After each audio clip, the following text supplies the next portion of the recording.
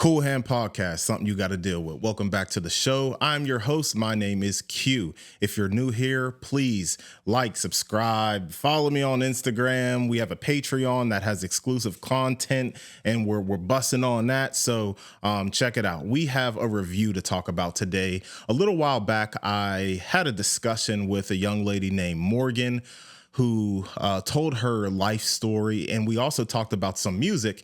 And the music that we talked about was Jazzy Vaughn's Dark Teal project. And on this project, it's a great project. By the way, check that out. We're not here to talk about Dark Teal, but check Dark Teal out. You know what I'm saying? So on this project, there was a feature from an artist called OthrArtist. And this is somebody who I've been kind of following on social media for a while, but like many artists, this person is mysterious. And when I say mysterious, doesn't post too often, he uses social media the way that you probably should use social media, not putting all your business out on Front Street. So yeah, I'm going to call OthrArtist wise. We're going to call him on this podcast the wise artist as well. So OthrArtist or wise artist. So OthrArtist dropped a song, and it is a song now. It is like 13 minutes long. And when I listened to this song, I thought I gotta review this. And I even messaged him on Instagram and I said, dog, I gotta review this. So he was featured on Jazzy Vaughn's project, but it opened me up to listening to his other music. And when he dropped this song, it's called the Euphoria of Falling in Love. It's a total of 12 minutes and 57 seconds. But although this is a song, I'm calling this an experience. I don't know what his intention was with making this song, but as we go on and talk about this song, and if you actually go ahead and listen to it, I advise you to, pause this and listen to it if you can, so you can know what I'm talking about when I'm discussing this project. And if you have any thoughts when you listen to this song, please leave them in the comments, because as you'll see on Apple Music or Spotify or whatever you use, you can there's an option to add your lyrics. Now, it's a tedious task, and I know that because when I worked on the project with Crowded Places and That T Plus, I believe Crowded Places had to enter the lyrics manually, and I had to send him my verses, everything I had to make sure they were correct. All the words were correct so he could enter that into whatever he uses so that our lyrics were visible on Apple Music and Spotify. So in this case, the lyrics are not available to me. So I'm solely relying on my ears to understand the words that he is singing, saying, and rapping in this experience of a song. So in this review, I will not be focusing on the lyrics because I could have misinterpreted some things. I'm not going to try to decode the lyrics. And when it comes to the euphoria of falling in love, I think the song can be interpreted as mysterious as the artist that we're talking about. So let's get into it.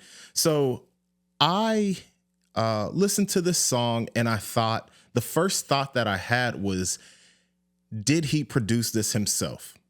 Now, for a lot of songs, for a lot of hip hop songs, even R&B songs, you can find type beats on YouTube. You can find type beats on SoundCloud, Rod Wave type beat, J. Cole type beat, Drake type beat, this type beat, that type beat, your type beat, my type beat. Like, you can find type beats on whatever. So when I heard this, and let me see what genre he put this under. So he put this under new age. And I don't know the full definition of new age, because I thought, from my understanding, that this song was classified as experimental. Because when I heard this, I thought, you can't find a type beat like this. You know what I'm saying? I don't know if you can just go online and find a new age type beat. I'm sure you can. You can find anything online. But I classified it as experimental because it reminded me of an experimental artist named Arca. Now, if you heard that name before, it's probably because you're tapped in and you know who Arca is. But also, if you follow the Cool Hand podcast, I had an episode called No Ideas Original and Ignorance is Bliss. And in this episode, I talked about how I referenced Kanye West's Yeezus project and how he had different elements from experimental artists, and one of them was Arca that I mentioned. I heard of Arca from Yeezus, and at the time I was using internet forums, and people were comparing the sound to this experimental artist's catalog, who also worked on Yeezus as well. So that makes a lot of sense.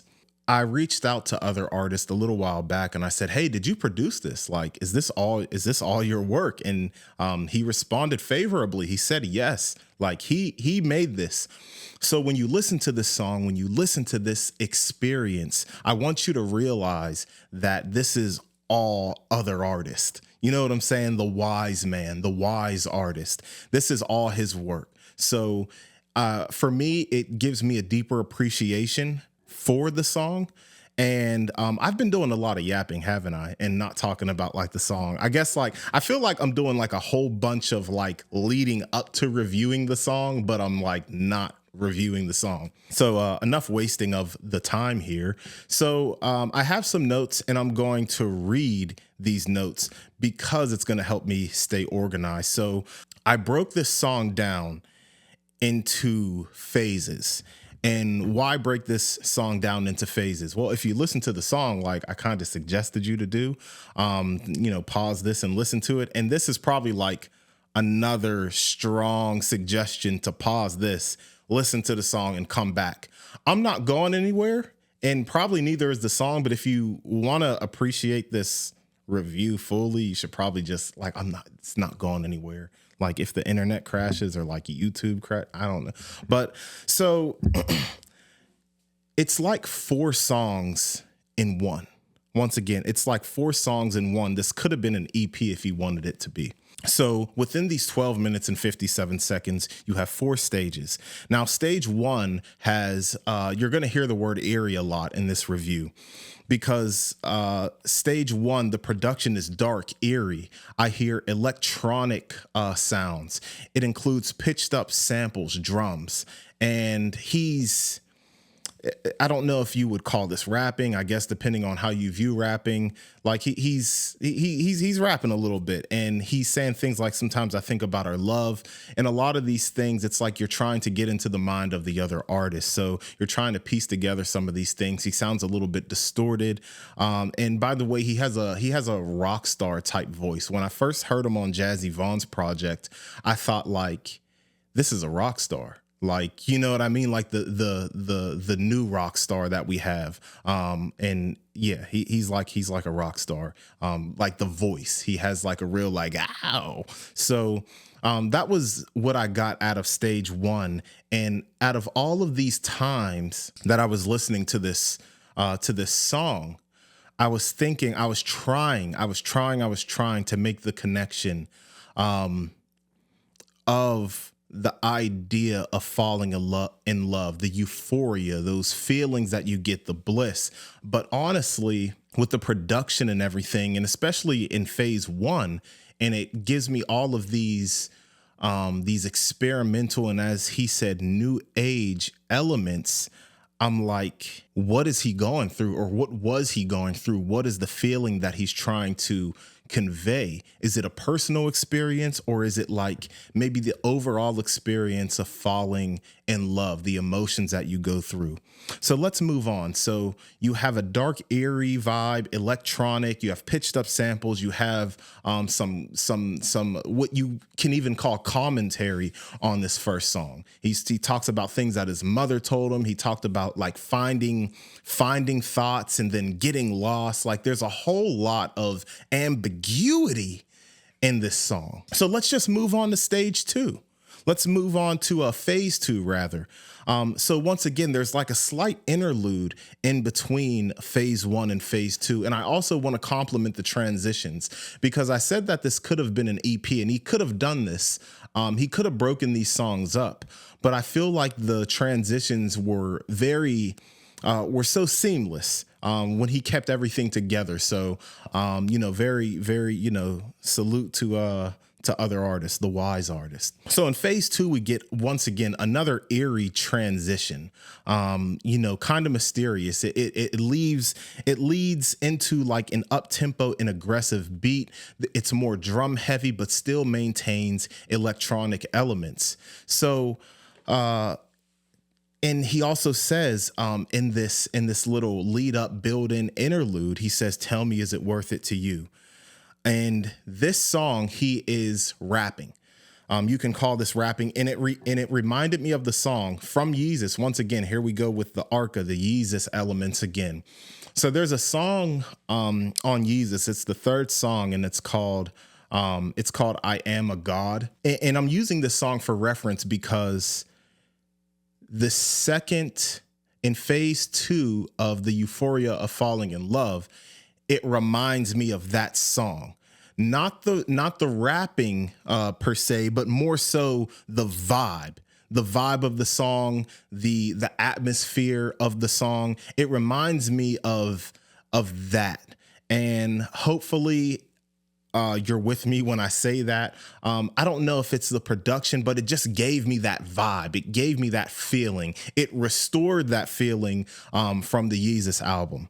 He said something that was kind of noteworthy to me that once again, that was like sort of puzzling. And it made me think, when you're talking about like these feelings of falling in love, a lot of these thoughts are internalized. And he says something in phase two of this song saying like, "I'm talking about you inside you, and I do, and I'm talking about you inside you, and I'm talking about you inside you." And I'm like, what are you talking about? So at first I was listening to this song with the mindset of, what are you talking about? Like, are you talking to someone or what? But after a while, and I like had to put my mind somewhere else to reach this thought.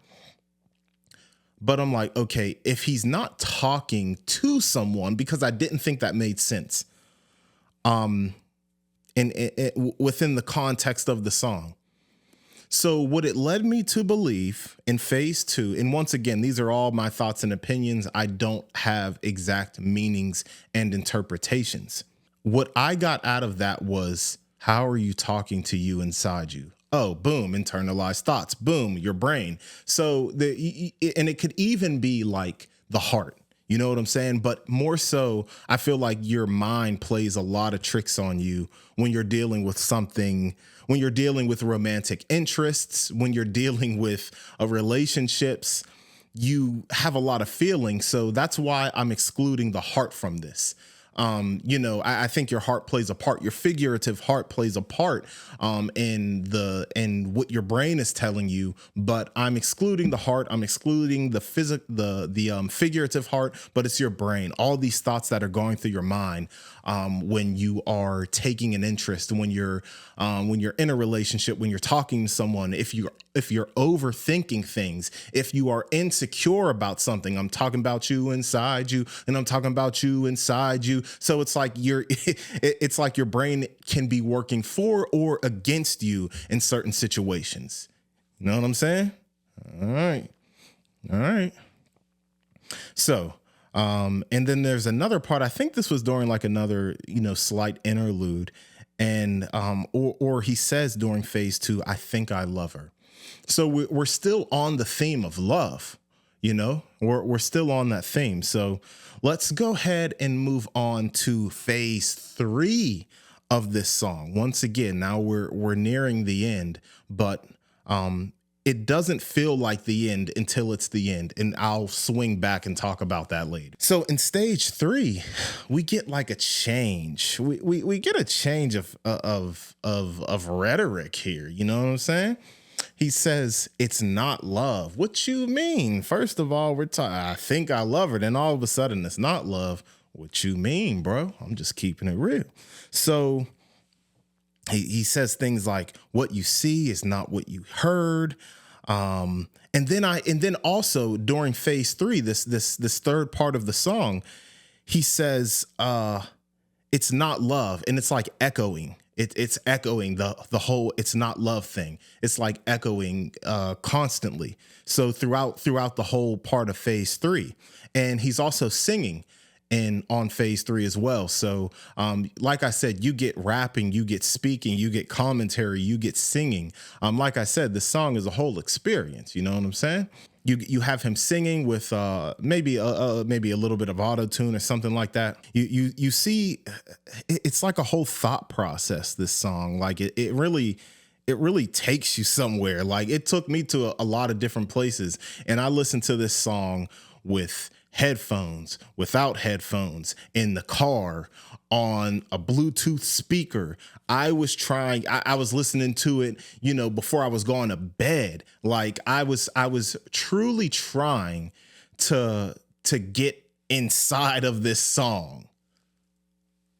That sounds a little weird, but I'm gonna just leave that where it's at. Let's move on to phase 4. Now, phase 4 is very interesting because I mentioned that OthrArtist has like a rock star type voice. All right.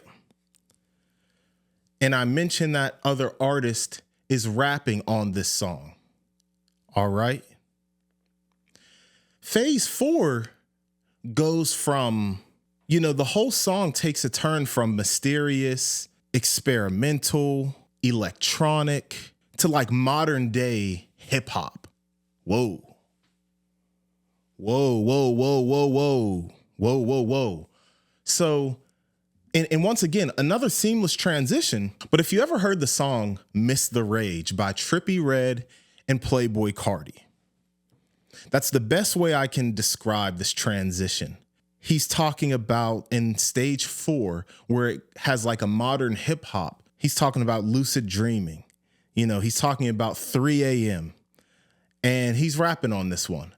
And I thought this was a perfect ending to the song, and it was a nice turn. It was a nice twist, because the way the song starts and the way it finishes are on different ends of the spectrum, of the rock star spectrum.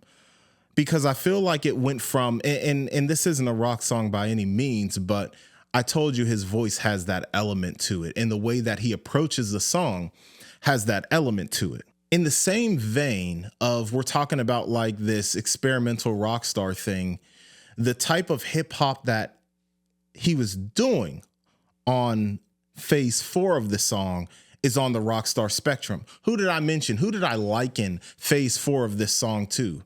Trippie Redd and Playboi Carti, two rock star rap artists. So he's, and there's also like some auto-tune singing, like, and I just had a lucid dream. I'm not going to keep going, but you got to listen to the song. I'm not going to sing it better than him himself. So I think I'm going to wrap that up, because I can kind of like grasp at straws all day and overthink and try to over explain myself. But truth be told, I couldn't decode the song. And I hate to admit that, but I just got to keep it real, because if I just continued trying to decode the song, this review would never come out. So I encourage you, please listen to the song and leave a comment. School me. You know what I'm saying? School me. Let me know how you interpreted certain thoughts in the comments. I'm just going to stop right there. Shout out to OthrArtist. And by the way, OthrArtist has been doing this for a long time. When you find him on Apple Music or Spotify, you're going to see a whole lot of songs. So he is not new to this. He's true to this. He's a veteran. And I don't think you know who you're better than. This is the Cool Hand Podcast, something you got to deal with. Please like and subscribe, leave a comment and all that good stuff. Follow me on Instagram at Cool Hand Pod. There's also a Cool Hand Patreon. It is $3 per month. You get at least 2 exclusive podcasts per month. We have the State of the Union podcast with Micah, and I'll also talk about some other miscellaneous topics on the Cool Hand Patreon that aren't seen publicly. For example, the next thing that I'm going to record is I'm reacting to Tyrese on Club Shay Shay. Tyrese is nuts, but he dropped some jewels. Facts. Shout out to Jody from Baby Boy. Shout out to other artists. And this is the Cool Hand Podcast, something you got to deal with. Easy.